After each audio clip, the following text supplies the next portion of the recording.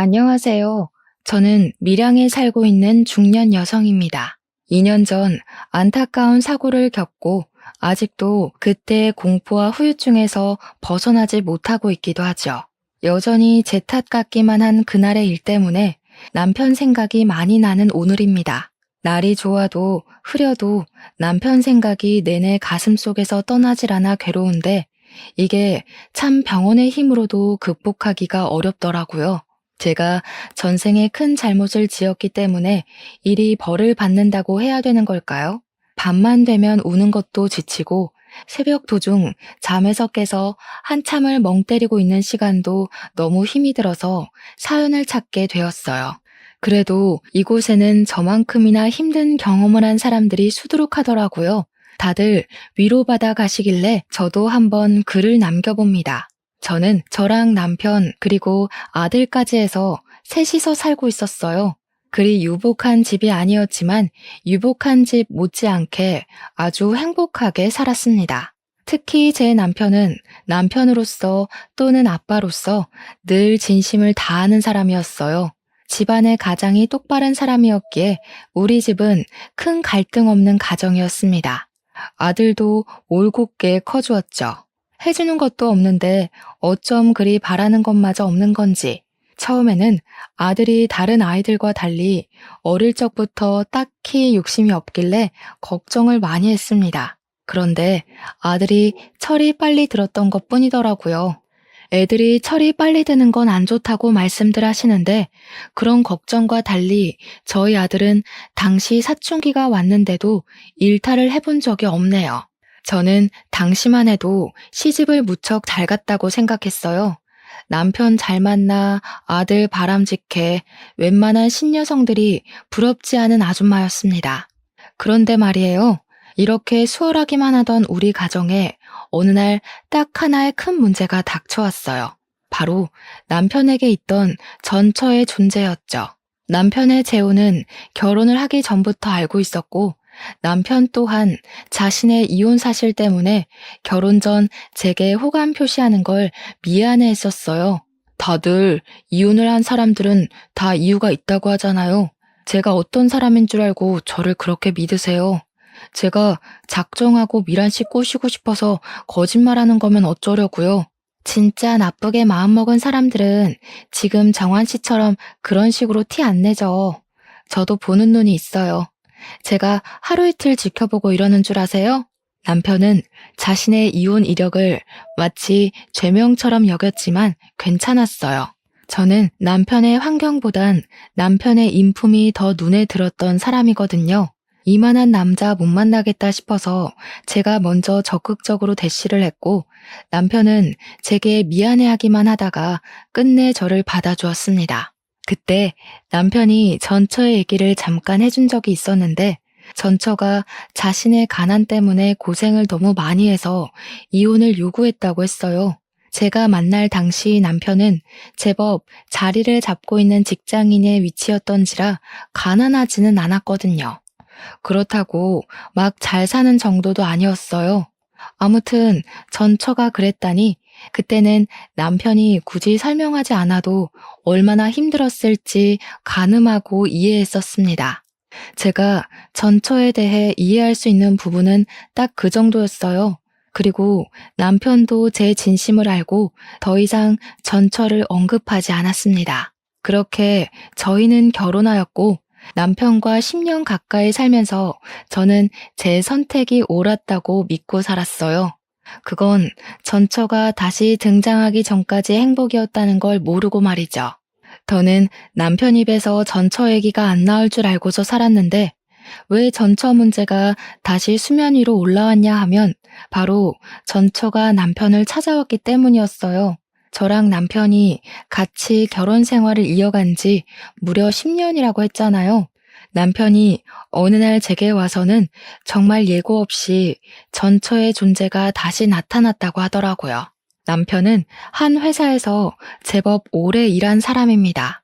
일반 소기업의 과장 자리였는데 어릴 적 전처랑 이혼할 쯤에 그 회사를 들어가서 계속 다니고 있다가 저를 만난 거예요. 그러니 전처가 남편을 찾아내는 건 어렵지 않았을 겁니다.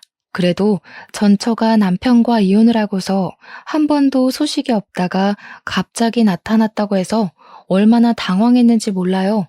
전처가 왔었다는 그날 저녁에 남편이 제게 심란한 얼굴로 얘기를 꺼내더라고요. 전처가 말기암이래. 그래서 마지막 소원이 있다고 재훈이랑 한 달만 같이 있을 수 있냐고 하네. 뭐? 같이 살아달란 소리야? 이혼해놓고 10년 만에 연락 와서 갑자기 그게 무슨 소린데? 당연히 안 된다고 했지? 미안해. 아직 대답 못했어. 나도 워낙 갑작스러웠던지라 거절은 못했거든. 당신한텐 정말 미안하지만 재훈이 생모잖아. 한두 달밖에 못 산다고 하는 게 마음에 걸렸어. 맞습니다. 사실 제 아들은 제가 낳은 자식이 아니에요. 재훈이는 남편과 전처 사이에 나온 자식이고 남편은 저와 만날 때 아들의 존재를 바로 밝혔었습니다. 저는 그것마저 흔쾌히 받아들일 준비가 되었을 만큼 남편을 사랑했어요. 그리고 우리 아들을 남편의 아이라고만 생각했지 절대 전처의 아이라고는 생각하면서 살지 않았습니다. 아들은 제 품에 안겼을 때 겨우 2발로 걷는 아기였어요. 당연히 아들이 큰 뒤로 생모의 존재가 있다는 걸 따로 알려주긴 했습니다. 아들이 처음 알고 좀 혼란스러워하긴 했으나 저는 말해주었어요. 나는 아기 때부터 너를 키우면서 한 번도 생모가 따로 있다고 생각하고 키운 적 없었다고 말이죠. 아들도 제 마음을 알아주어서 엄마인 제 존재를 부정하거나 그런 일은 없었습니다. 그런데 전처가 갑자기 나타나 제 아들에게 눈독을 들이다니요. 왜 잘 살고 있는 우리 가정을 휘저으려 하는 건지 이해가 안 되었어요. 이미 자기가 포기한 남편이고 아들이잖아요. 아무리 죽을 때가 되었다고 하지만 이미 다른 가정이 있는 사람을 왜 다시 찾냐는 말이에요. 자기가 죽을 병에 걸렸으면 남의 남편이 된 전 남편을 다시 찾아도 되는 건가요? 그게 감동적이고 가슴 아픈 스토리라고 생각하는 걸까요? 전처도 전처지만 저는 남편에게도 처음으로 실망이란 걸 했습니다. 남편이 전처가 무슨 부탁을 했든 확실하게 거절만 했어도 저희 집안 공기가 바뀌진 않았을 거예요. 그날 이후 우리 집에는 한 번도 느끼지 못했던 냉기가 흘렀습니다. 저는 남편의 생각을 당연히 단호하게 거부했고 남편은 그것에 대해 계속 고민하면서 시간을 흘려보냈죠. 그러던 어느 날 남편이 베란다에서 누군가와 통화하는 걸 보았어요. 슬그머니 가서 엿들었더니 통화 상대가 전처인 것 같더라고요. 그럼 입원 안 하고 그냥 집에서 보내려는 거야? 그러다 갑자기 큰일 나면 어쩌려고? 괜찮겠어? 어차피 가망이 없는 삶인데 언제 죽든 상관없지 뭐. 차라리 빨리 죽어버렸으면 좋겠다는 생각도 해. 너무 아플 때면 스스로 목숨도 끊고 싶더라. 그런 생각하면 안 되지. 할 수 있는 데까지는 버텨야 돼. 기다려봐. 내가 어떻게든 아내 설득해 볼게. 우리 와이프 그렇게 나쁜 사람 아니라서 당신 입장 이해해 줄 거야. 남편이 저를 잘 모르는 부분도 있었나 봅니다. 그럴 수밖에요. 10년 넘게 살아오면서 저 또한 남편에게 이럴 수 있는 여자라는 걸 처음 알았거든요. 저는 둘의 통화를 참지 못하고 베란다로 들어갔습니다. 남편의 휴대폰을 빼앗아 제가 받았어요. 저희 남편이 저를 잘 모르는 것 같아서 대신 말씀드릴게요. 말기암이라는 건 정말 유감입니다. 그런데 제 아들은 안 돼요. 가족이란 건 이미 손 놓으셨으면 그걸로 끝이라고 생각해요. 이렇게 다시 찾아서 남의 가정 뒤흔들어 놓을 거였으면 이혼을 하지 말았어야죠. 여보, 이리 내. 지금 그런 상황 아니야. 들어가서 설명할 테니까 휴대폰 이리 줘. 말기암이면 남의 가정이 파탄 나든 말든 그렇게 이기적이어도 되는 거예요? 아무리 죽기 전에 마지막 소원이라지만 기본적으로 윤리는 지켜야죠. 저는 그쪽 때문에 죽겠다고요. 남편은 결국 제게 큰 호통을 치면서 휴대폰을 강제로 앗아갔습니다. 그리곤 전처에게 다시 전화하겠다는 말을 하고서 끊었고 방으로 들어가 버렸어요. 속이 열불이 난다는 기분이 어떤 건지 그때 처음 느껴봤네요. 저희 집은 원래 큰 소리가 나는 집안이 아닌데 전처의 등장 이후로 번번이 큰 소리가 나니 아들도 깜짝깜짝 놀라는 것 같았어요. 아들은 저와 남편이 목청을 높일 때마다 불안했는지 한 번씩 방 밖을 나와서 눈치를 보더라고요. 이렇게 시간만 보내다간 뭐 하나 해결되는 거 없이 가족 관계가 망가져 버릴 것 같았어요. 계속 이렇게 날짜만 보낼 수는 없었어요. 그 망할 전처의 존재 때문에 저희 집이 이렇게나 흔들려야 하는 걸 두고 보기가 힘들었습니다. 남편도 전처에게 시간이 얼마 없으니 초조해지는지 더 예민하게 행동하더라고요. 우리는 결국 아들의 뜻에 따르기로 했습니다. 아들에게 이 커다란 문제를 떠안기기 미안했지만 어쨌든 전처에게 가야 할 사람은 아들이니까 아들의 생각이 중요했어요. 처음 아들에게 물었을 때 아들은 저를 생각해 주는 건지 남편의 제안을 거절했습니다. 그런데 그럼 통화만 해달라는 전처의 부탁을 남편이 또 거절 못하고 안고 와서는 그날 아들과 전처가 처음으로 통화를 하게 되었어요. 그것도 제가 있는 앞에서 말이죠. 이름이 재훈이라고 그랬니? 엄마는 네 이름을 상열이라고 지었었는데 바꿨구나. 아직 우리 아들이 엄마는 많이 낯설 거야. 엄마가 너를 두고 떠날 수밖에 없었던 건 정말 미안해. 아들 입장에선 엄마를 용서할 수 없겠지만 그래도 기회 한번 주면 안 되겠니? 엄마가 다른 건 안 바라고 죽기 전에 아들 얼굴 한 번만 보고 싶어서 그래. 착한 우리 아들은 생모의 절절한 부탁에 결국 마음이 약해서 거절을 하지 못했고 우리와 상의 없이 이미 전처에게 알겠다고 약속을 해버렸더군요. 생모는 남편처럼 재혼도 안 하고 혼자 계속 살았고 변변한 직장도 없이 기초 수급자로 계속 지내온 듯 했습니다. 저희 아들에게 그런 점을 더 어필했어요. 다른 건 모르겠고 자꾸 제 아들에게 엄마 거리는 게 무척 거슬리더군요. 그래서 또 한 번 휴대폰을 빼앗아 전처에게 따지고 싶었지만 아들의 선택이니 참을 수밖에 없었습니다. 아들은 통화를 끊고 나서 제게 미안하다고 눈물을 보였어요. 가슴이 아팠습니다. 이게 어디 아들 잘못인가요? 전처에게 정을 떼지 못하고 있었던 남편의 어리석은 판단 때문이지. 결국 저는 저 나름대로 속이 미어 터졌지만 우리 아들을 전처 품에 한 달 동안 보내주기로 결정을 내렸습니다. 남편이 아들을 싣고 전처에게 데려다 주려는 첫날 제가 얼마나 많이 울었는지 모릅니다. 마치 남편과 아들을 빼앗기는 기분을 느꼈거든요. 그렇게 아들 없이 한 달을 살아야 했던 기간 동안에 제 세상은 거의 구천이나 다름없었어요. 하루가 1년처럼 길기만 했습니다. 제가 시름시름 앓으며 점차 기운을 잃어가니 남편이 제 걱정이 되긴 했나 보더라고요. 매일 아들을 찾아가서는 저한테 아들 사진 보여주고 잘 있다고 계속 안심시켜 주었습니다. 남편은 일부러 저를 위해 전처가 걸려있는 사진은 보여주지 않으려고 했었어요.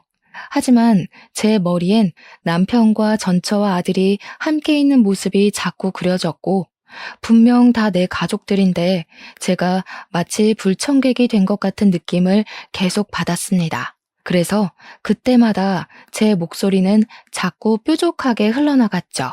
어쩌라고? 나한테 자랑하는 거야? 지금 당신이랑 아들이 누구를 더 원하는지 그걸 보여주고 싶은 거야? 그런 게 아니잖아. 재훈이는 계속 너 보고 싶다고 해.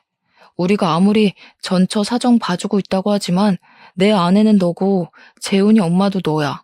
네가 안 불안해했으면 좋겠기에 나도 최대한 노력하고 있는 건데 왜 몰라줘. 솔직히 힘들잖아.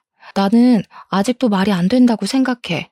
어느 집 사람이 전처 죽을 때 됐다고 남편 갖다 바치고 아들 갖다 바치고 하겠어. 남편은 저 위로되라고 노력하는 거겠지만 남편이 노력하면 할수록 저는 더더욱 남편의 재혼녀밖에 안 된다는 인식만 커갔어요. 밤새 몰래 우는 것도 지쳐가며 보낸 시간이 어느덧 한 달째가 되던 날, 그 하루 전날이었습니다. 남편은 어김없이 아들에게 방문을 했고 그날은 작별하기 하루 전이라 전처랑 마지막 저녁 식사를 같이 해주기로 했다네요. 전처도 더 이상 아들 안 찾겠대. 내일 입원한다고 하더라고. 병원에 데려다 주기로 했어. 그동안 내 사정 이해해줘서 고마워. 내가 앞으로 당신한테 더 잘할게. 전처가 다른 말 해도 이젠 더 이상 안 봐줘. 무조건 내 아들 데리고 오는 거야?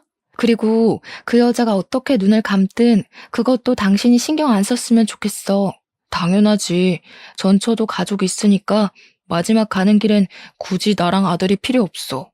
나도 그렇게까지 해줄 생각은 없고. 다시 한번 말하지만 나 전처한테 아무런 마음도 없어. 내가 좋아하는 건 당신이야. 이젠 평생 속 안 썩일게. 제가 한 달을 참아줬는데 그 몇 시간을 더 못 참겠습니까? 저는 남편에게 알아서 하라는 말을 한 뒤 다음 날만 목 빠지게 기다렸어요. 다음 날이 되면 남편이 아들을 또 데리러 갈 것이고 제 아들은 다시 제 품으로 돌아올 테니까요. 마음도 싱숭생숭하고 시간도 너무 안 가서 아들 기다리는 김에 저는 아들 방 청소까지 다시 한번 싹 했습니다. 사실 아들이 없는데도 거의 매일 아들 방을 청소했어요. 그럼 남편이 아무도 안 쓰는 방인데 피곤하게 뭘 그리 고생하냐고 하더군요. 그럴 때마다 저는 남편이 제 걱정을 해주는 것보다 누구 때문에 내가 이러고 있는데 라는 마음이 더 컸을 뿐입니다. 그만큼 남편에게 받은 상처는 컸고 잃은 신뢰는 깊었으니까요. 제가 이렇게 청소를 하고 있으면 남편이 언제 귀가했는지도 모를 때가 많았어요. 그런데 이번에는 제가 청소를 다 하고 나왔는데도 남편이 도착하질 않는 겁니다. 시계를 보았는데 벌써 11시가 되어 있었어요. 남편은 여태 아무리 늦어도 저녁 9시 전이면 집에 들어왔던 사람입니다. 사람이 와야 할 시간에 안 오면 밉든 아니든 걱정되잖아요. 마지막 날이라서 더 오래 있으려고 하는 건가? 그렇게 이해해주며 기다리길 1시간째. 자정이 넘어갈 시간이 되자 결국 전화를 해봐야겠더라고요. 그래서 휴대폰을 들었는데 그 타이밍에 남편한테 전화가 먼저 왔습니다. 근데 받은 사람은 남편이 아닌 아들이었어요. 그리고 그날 저는 아들한테서 충격적인 소식을 들었습니다. 아빠랑 아줌마랑 같이 나갔는데 5시간째 안 들어와. 나 버리고 간 건 아니겠지? 무서워, 엄마. 여기 밤 되면 주변에 사람도 없고 편의점도 없어. 나 혼자 동떨어져 있는 것 같아. 뭐? 아빠가 아줌마랑 같이 나갔어? 아니다. 엄마가 갈게. 거기 어디야? 주소가 어떻게 돼? 주변에 우편물 있는지 찾아봐. 저는 아들에게 문자로 주소를 받고 급히 택시를 타고 찾아갔습니다. 아들 말대로 전천의 집이라는 곳의 위치는 인적이 드문 곳이었어요. 속된 말로 정말 사람 하나 죽어도 몇 년은 모르고 방치시킬 수 있을 만큼이었습니다. 이런 무서운 곳에 우리 아들을 한 달이나 뒀다는 사실은 저를 또 한 번 괴롭게 만들었어요. 저는 당장 아들을 봐야 했습니다.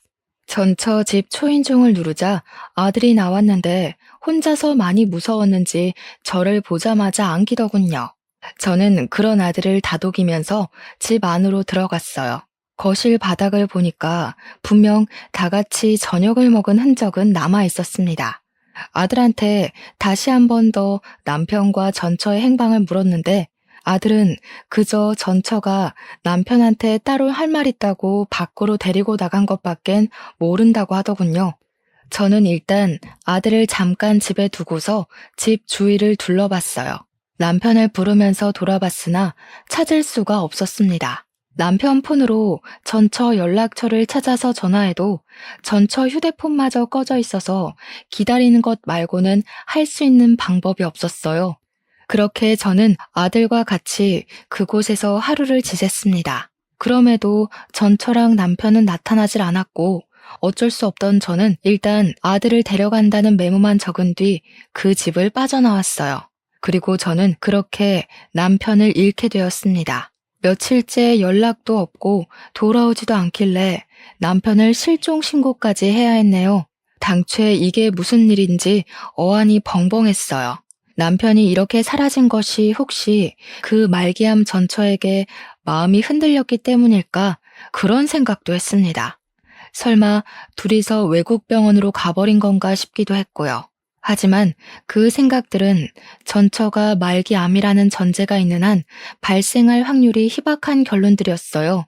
곧 죽을 사람이 어떻게 도망을 친단 말입니까?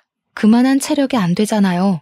그러나 만에 하나 정말로 둘이 다시 눈이 맞아서 달아난 거라면 믿고 싶지 않았지만 자꾸 생각나는 결론이 그런 쪽밖에 없었어요. 저는 그날 이후 밥도 제대로 못 먹었고 매일 아들만 붙잡고서 눈물을 흘렸습니다. 그렇게 한 달이 다 되어가도 남편이 나타나질 않자 저는 그제야 남편이 우릴 버렸다고 인정했어요. 하지만 이해는 안 되었습니다. 제가 아는 남편은 절대 여자 때문에 가정을 버릴 남편이 아니니까요. 어느 정도 시간이 흐른 뒤에는 남편 실종 사정도 제게 무척 중요한 일이지만 그보다 당장 눈앞의 경제 생활이 더 문제가 되었어요. 그래서 저는 일단 심란한 마음을 억누르고 직장을 찾아야 했습니다. 그렇게 그날도 마찬가지로 아르바이트 면접을 보고 돌아오던 날이었어요. 통장에 얼마 있는지 잔액을 확인한다고 잠깐 은행을 들렸는데 그곳에서 뜻밖의 인물을 만나게 되었는데요. 바로 남편의 전처였어요. 창구에 일을 보러 온 것 같더라고요. 옆에는 모르는 남자까지 끼고 있었습니다. 그런데 여기서 제가 혼란스러웠던 건 분명 전처는 말기암이라고 했는데 그날 제가 본 모습은 다 죽어가는 저보다 건강해 보였고 사이좋게 손잡고 있는 아저씨랑도 마주보고 잘만 웃고 있었어요.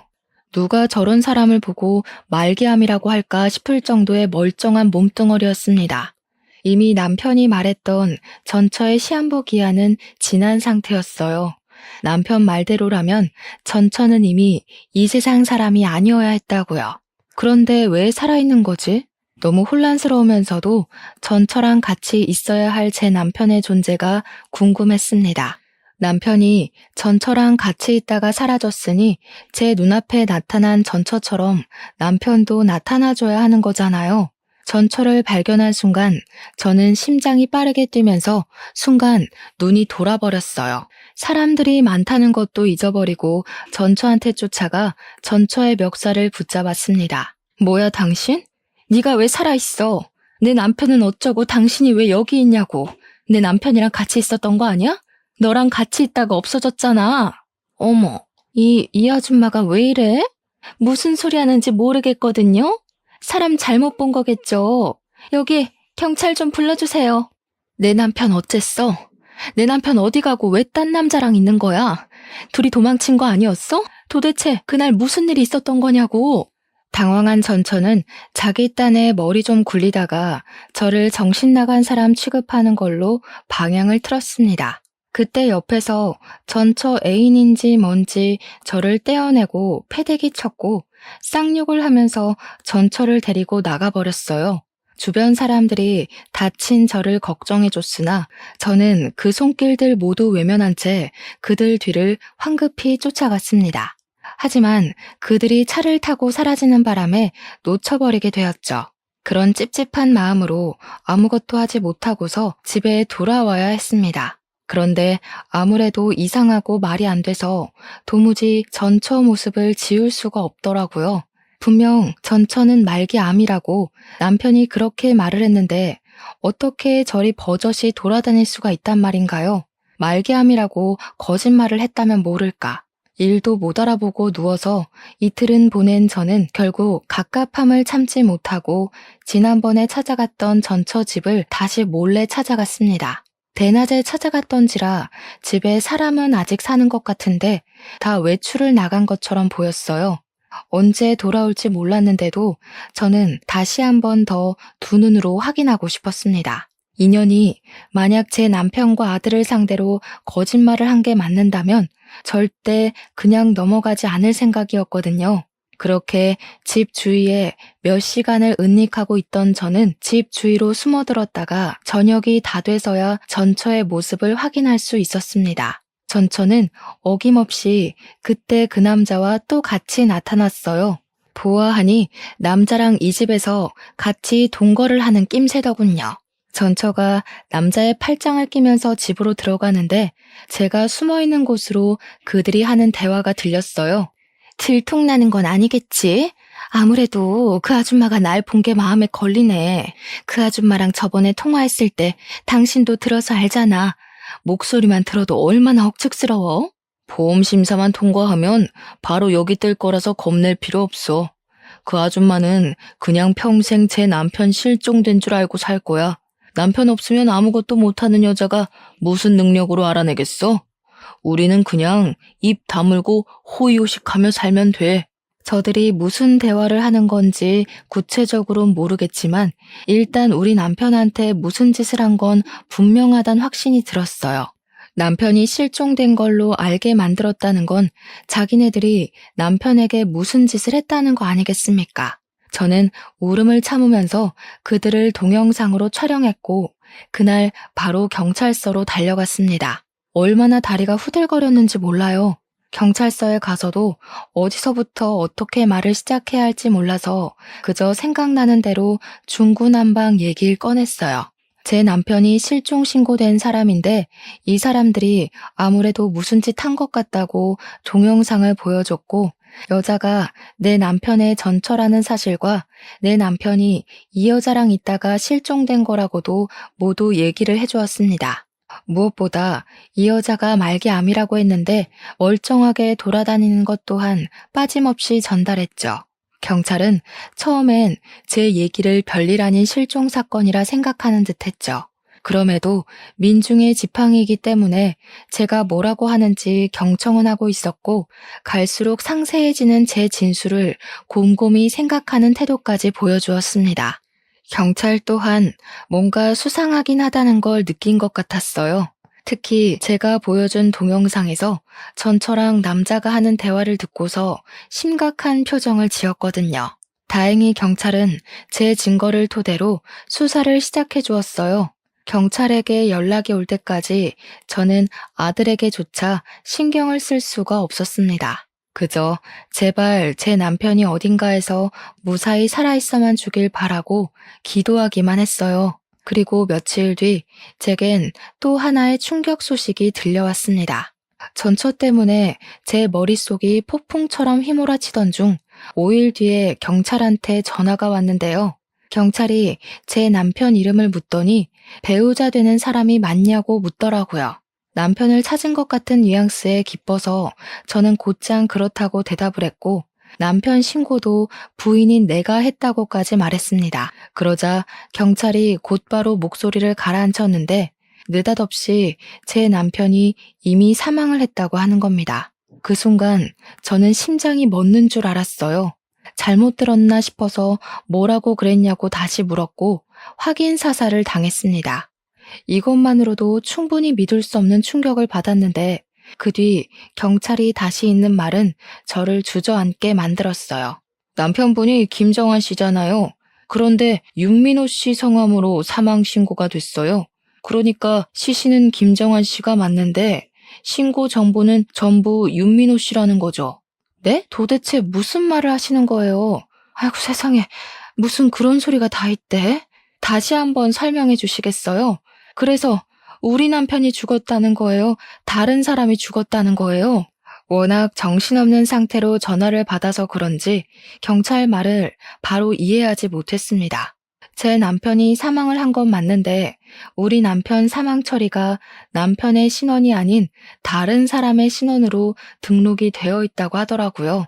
그러면서 경찰이 다시 한번 윤민호라는 이름을 말을 해줬어요. 하지만 아무리 머리를 굴려봐도 그 이름은 생전 처음 듣는 이름이었고 우리 남편 아는 사람 중에서도 그런 이름은 들어본 적이 없었어요. 제가 전혀 모르는 기색을 표하자 경찰은 다른 이름을 하나 더 말해주면서 혹시 이건 아는 이름이냐고 물었는데요.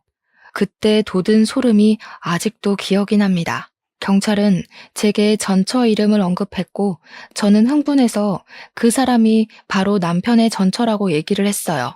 그러니 경찰 쪽에서 오는 반응은 역시나라는 느낌이었습니다. 경찰은 한숨을 푹 쉬면서 아무래도 사망보험금 수령을 위한 보험살인 같다고 하더군요.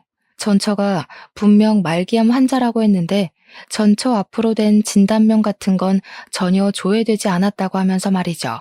살인이요? 지금 제 남편이 살인을 당했다는 거예요? 아니, 보험살인이 뭔데 그런 게 있어요. 우리 남편이 왜 그런 일에 연관이 되어 있는 건데요? 살인이라니. 일평생 저랑은 관계없을 것 같은 단어의 등장에 긴장이 덜컥 되었습니다. 대체 이게 뭔 난리인가 싶어서 일단은 경찰이 해주는 말을 부정했어요. 내 남편 사망 아니라고 뭐 잘못한 거 아니냐부터 내가 애초에 실종해서 신고를 했던 건데 뜬금없이 사망 소식을 전하는 게 말이냐고, 대체 이게 뭔 소리냐고 겁에 질려서 질문만 했어요. 하지만 경찰한테서는 제가 듣고 싶은 대답을 들을 순 없었고 오히려 반복적인 답과 더욱 깊은 내막만 알게 되었습니다. 전처는 저희 남편과 이혼을 하고 재혼을 했다고 했어요. 자기 재혼남이랑 짜고 재혼남에게 든 사망보험금을 타기 위해 의도적으로 제 남편에게 접근을 했던 거랍니다. 제 남편이 복숭아 알레르기가 있는데 그걸 알고 있던 전처가 술에다 복숭아즙을 타서 남편을 호흡곤란으로 죽음에 이르게 했고 죽은 제 남편을 재혼남으로 위장시켜 재혼남의 사망보험금을 타려고 했던 것이래요. 실제 재혼남 앞으로 사망보험이 너무 많이 들어있어서 이를 수상하게 여긴 보험회사가 조회를 하고 조사를 시작했고 사기라는 것이 발각되었다고 했습니다. 보험회사에서 온 연락이 마침 제 남편 사건을 조사하던 중에 신고가 들어와서 그들이 바로 경찰에 잡힐 수 있었다고 합니다. 그 전화 한 통으로 제가 간절히 바랬던 남편의 복귀는 이루어질 수 없는 허상이 되어버렸어요. 전화를 끊고 나서 저는 또 울음을 터뜨려 버렸습니다. 남편의 부고 소식은 저의 모든 걸 무너뜨렸지만 일단은 경찰서로 가야만 했어요. 그곳에서 저는 다시 전처를 보게 되었습니다. 그리고 전처와 같이 그 옆을 지키고 있는 사람은 다름 아닌 그때 그 은행에서 마주쳤던 아저씨였어요. 저들이 제 남편을 보험 타먹으려고 죽게 만들었다는 거잖아요. 경찰에게 듣기만 했을 때보다 직접 눈앞에서 그 욕망에 찌든 모습을 보니 제 분노는 이루 말할 수 없이 솟구쳤고 저는 아랑곳 없이 다짜고짜 달려가 전처 등짝을 패기 시작했어요. 당신들이 사람이야? 어떻게 내 남편을 그런 식으로 이용을 해? 한때 가족이었던 사람한테 어떻게 그럴 수가 있냐고. 내 남편은 네가 죽는다고 했을 때 아들 생모라고 안쓰러워하기까지 했는데 어떻게 그런 착한 사람한테 정신 나간 짓을 할 수가 있어? 전처는 제게 두들겨 맞는 것에 짜증내면서도 자기 재혼남한테 성질을 부렸습니다. 내가 이 아줌마 찝찝하다고 했지. 진작에 이 아줌마까지 손봤으면 걸리는 일 없었을 거 아니야. 대담한 짓까지 해놓고 왜 이런 실수를 대비 안 해? 네 탓이라고? 집 주소 들킨 게 누군데? 애초에 너네 집 노출 안 시키고 어디 다른 데로 애 불렀으면 이런 일까지 안 왔겠지. 둘은 서로 반성할 기미는 안 보이고 서로 제 남편 죽인 걸 등한시하고 있었습니다. 제 남편의 죽음이 이런 골빈 사람들 때문에 더더욱 가벼워지는 게 너무 싫었어요. 저는 오열을 하면서 바로 전처의 머리채를 잡고 흔들었습니다. 차라리 말기암 걸려서 죽어버리는 게 나았다고, 왜 살아서 나한테 이런 끔찍한 경험을 안겨주냐고 원망하였어요. 나 때는 그놈 쥐뿔도 없었다고. 전부인한테 이 정도는 해줄 수 있는 거잖아. 그놈 가난뱅이일 때 고생한 건 나야. 뒤치다거리 내가 다 해줘서 취직시켰던 거라고. 고생이란 고생은 내가 다 했는데 정작 보상을 당신이 받는 건 억울하지. 아무리 그래도 그렇지. 어떻게 사람을 죽일 생각을 해? 네가 뭐라고 짓거리든 짐승만도 못한 짓 벌인 건 사실이야. 착한 사람 이용해서 죽여놓고 뻔뻔하게 변명하고 싶어? 남편이 날 버린 줄 알고 얼마나 원망했었는데 니까짓게 이런 짓을 벌인 줄도 모르고 나는 남편이 가는 순간에도 남편 욕만 했었다고. 우리가 뭘 잘못했다고 이런 지옥을 떠넘겨? 그런 남자 골라서 결혼한 건 그쪽 선택이잖아. 그쪽이 잘못 선택해서 이 꼴난 걸 왜 나한테 따져? 내 전남편 재혼녀가 그쪽 아니었어도 전남편은 이렇게 될 운명이었어. 당신이 거길 기어들어온 거잖아. 솔직히 당신도 돈 못 받을까봐 이렇게 난동 부리는 거 아니야? 남편이 전처의 처지를 얼마나 잘 이해해줬는데 어떻게 이런 저급한 발언을 할 수가 있는 건지. 이런 괴물 같은 사람이 같은 땅을 밟고 살아가고 있다는 게 믿기지가 않았어요.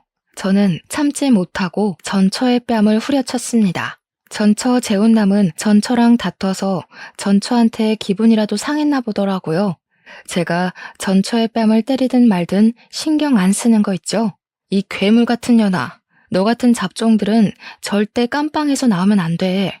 평생 깜빵에서 썩을 준비나 해야 될 거야. 감히 착한 내 남편을 죽이고 다시 바깥 놔둘 수 있을 것 같아? 네가 기어 나오면 내가 또 쳐넣을 거니까 평생 네가 뭘 잘못했는지 뼈저리게 느껴보라고. 제 남편은 정말 좋은 마음으로 전처의 마지막 길을 배웅해 주려고 했던 건데 왜 죽어서 돌아와야 했을까요? 생각할수록 너무 화가 났고 전처랑 재혼남에게서 반성의 기미가 안 보여 더 괴로웠습니다. 고작 돈 때문에 제 남편을 죽게 만든 전처를 용서할 수 없었던 저는 제 선에서 가능한 재산을 털어 유능한 변호사를 선임했고 저 둘이 최대한 많은 형량을 받을 수 있도록 물심양면 알아봤어요. 남편의 마지막 가는 길 배웅도 못 해줬는데 남편의 억울함이라도 풀어주고 싶었거든요. 저는 이걸 저만 알도록 그대로 묻히지 않고 남편 잃은 억울함을 각종 뉴스에 제보했습니다. 보험 사기와 관련해 인터뷰까지 자처해서 진행했어요. 전처를 만나고 온 남편이 실종되어 결국 사망한 사건으로 많은 매스컴의 관심을 받게 되었죠. 방송국에서 그토록 많은 러브콜을 주어서 정신없는 시간을 좀 많이 보냈어요. 전처와 재혼남의 얼굴은 까발려지지 않았지만 신상은 이미 다 공개가 되었고 그들은 기사를 접한 온 국민에게 질타의 대상이 되었습니다. 그렇게 산만한 시간을 보낸 뒤 저는 제 남편의 사망 신고도 남편 이름으로 다시 정정 신고를 했어요. 다른 사람 이름이 적힌 유골함도 남편의 이름을 찾아주어 제가 아는 납골 땅으로 이적해 안치해 두었습니다. 우리 불쌍한 남편, 가족들이랑 인사도 못하고 제 명이 아닌 시기에 운명을 달리하여 얼마나 한이 맺혀 있겠습니까? 장례식도 제 손으로 치러주지 못했는데 어떻게 착하게만 살았던 사람에게 이리도 불행하게 생을 마감시키는 건지 하늘이 원망스러웠어요. 이렇게 제게서 남편을 앗아간 그 썩을 놈들을 고소했는데도 제 마음은 구멍이 뚫린 것 마냥 허하기만 했습니다. 아무래도 제가 뭘 하든 남편은 영영 돌아올 수 없는 곳으로 가버렸다는 사실을 받아들이기 싫었기 때문이겠죠. 이런 제 사정을 알아주신 건지 보도를 탄 이후 저희 동네뿐만 아니라 모르는 사람들까지도 저와 아들의 처지를 알아봐 주셨어요.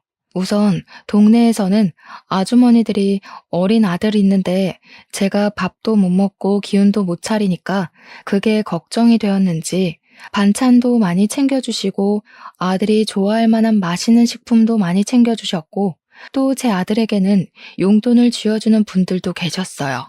그땐 아들이 길에만 나가면 하루 5만 원에서 10만 원은 쥐고 귀가를 했었습니다. 뿐만이 아니었어요.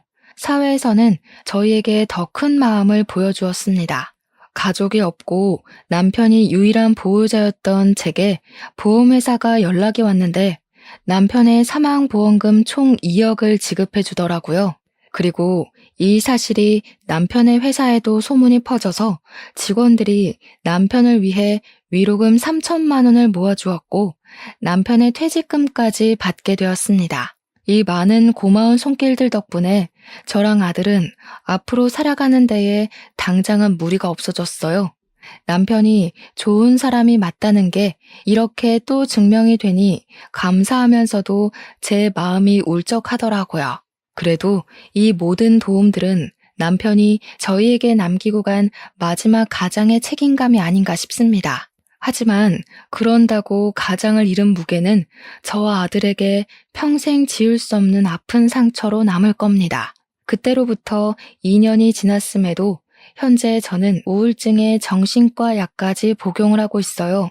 아직도 과거의 기억에서 벗어나지 못했고 남편이 제게 처음 전처의 소식을 갖고 온 그날 남편을 더 심하게 뜯어말렸더라면 이런 사고를 막을 수 있지 않았을까 후회를 계속하고 있답니다. 머릿속에 가득 차서 일상생활이 불가능할 정도로요. 근데 그게 우리 아들한테도 영향을 끼쳤나 봅니다. 아들은 한참 친구들이랑 뛰어놀 나이인데도 학교 마치면 늘 바로 귀가를 해서 제 곁에 있어줘요. 저를 억지로 일으키고 맛있는 거 먹고 싶다고 조르고 가끔씩 산책도 데려나가 줍니다. 아빠도 없는데 엄마까지 이르면 자기는 정말 살 수가 없다고 하는 아들의 말을 들을 때면 저도 잠시 정신이 번쩍 들긴 해요. 제가 차마 아들한테는 아빠가 그렇게 돌아가셨다는 말은 못 해줬고 사고로 눈을 감았다고만 알렸거든요. 그러니 아들이 아빠가 돌아가신 건 제 잘못이 아니라고 더 기운을 북돋아 주는 거 있죠. 그런데 아들도 한편으로는 아빠의 죽음이 자기 때문이라고 말할 때가 있는데요. 자신이 생모를 보러 가겠다고 결정하지 않았으면 아빠가 안 죽었을 거라고 생각하더라고요. 어린 나이에 얼마나 가슴 아픈 자책입니까? 저희는 이렇게 서로 번갈아 가면서 자책을 하며 살고 있어요. 무려 2년이나 지난 일인데 말이죠. 가족을 잃어본 사람들은 저희의 입장을 이해해 줄 거라 생각합니다. 그런 나쁜 놈들 때문에 착한 우리 남편이 희생되었는데 그걸 어떻게 잊겠어요? 어떻게 보내주겠습니까? 생각은 깊어지고 그럴수록 후회는 늘어가니 잠을 자기가 힘들어 수면제 없이는 밤을 보낼 수가 없을 지경까지 이르러 버렸네요. 그렇게 많은 사람들이 제 남편의 억울한 죽음을 알아주었는데도 저는 또 이렇게 남편의 죽음을 알리러 사연을 씁니다. 남편이 세상에서 잊히지 않았으면 좋겠고 이렇게 해서라도 한 맺혔을 우리 남편의 마음을 위로해주고 또 위로해주고 싶거든요. 이것만이 제가 남편을 위해서 할 수 있는 최선이지 않을까 싶습니다. 라디오의 목소리가 청취자분들에게 닿는 것처럼 저희 남편에게도 닿았으면 좋겠다는 마음으로 몇 마디 좀 올리고 싶어요. 한 번도 제 꿈에 찾아오지 않은 남편에게 내가 잘못했으니 제발 꿈에만 나타나 달라고 얼굴 한번 보고 제대로 작별 인사하자고 말하고 싶습니다. 남편에게 화를 냈던 모든 순간이 후회가 되지만 제 마음속 뿌리 깊게 박혀있는 후회는 다름 아닌 남편과의 마지막 통화인데요. 남편이 다음날 집에 돌아오면 앞으로 저 아들에게 잘하겠다는 그 말을 서운한 마음에 진심으로 받아주지 못했던 게 괴로울 정도로 마음에 걸려 있어요. 그게 남편과의 마지막인 줄 알았더라면 조금이라도 따뜻한 말 한마디 더 해줄 걸. 왜 내 그릇은 그리도 작아서 남편 가슴에 대못을 박았는지 남편에게 미안하다고 말해주고 싶고 죽을 때까지 당신의 존재를 잊지 않고 마음에 품고 살겠다고 혹시나 만나게 된다면 그렇게 용서를 빌고 싶습니다. 이 모든 삶이 그냥 긴 꿈이거나 누군가의 소설이면 얼마나 좋을까요? 세상에 신이 있다면 제가 죽기 직전 한 번이라도 제게 남편과 작별 인사를 제대로 할 시간을 주겠죠. 그날을 손꼽아 기다리면서 아들과 함께 이 고된 시간을 버티고 버티며 살아가도록 하겠습니다. 제 남편 이야기 들어주셔서 감사해요. 들어주신 청취자분들이 계셔서 오늘도 제 남편은 억울함을 해소했을 것 같습니다. 여러분들은 당장의 서운함 때문에 가족들을 등지지 마시고 조금 더 따뜻한 마음으로 보듬어주는 사람이 되시길 바랍니다. 제 사연을 보시고 위로의 한마디 부탁드릴게요. 고맙습니다.